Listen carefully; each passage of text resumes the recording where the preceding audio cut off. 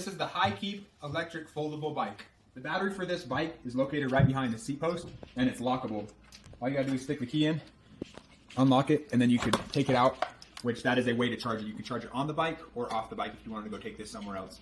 All you gotta do to put it back on, slip it into the spot right there, and then lock it back, and then nobody can take your battery.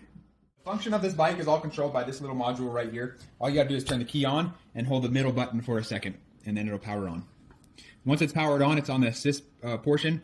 To increase the speed, you just hit the plus sign, and as you can see, as you go up, that's fastest, and then if you don't want to go that fast, you can hit the minus button and it'll bring it back down.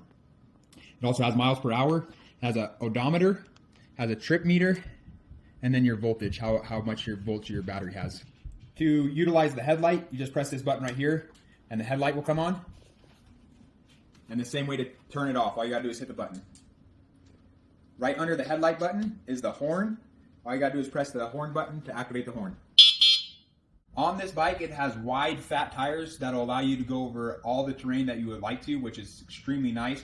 And it also has a shock absorbers in the front. So if you hit little bumps, you're not gonna feel it when you're riding it.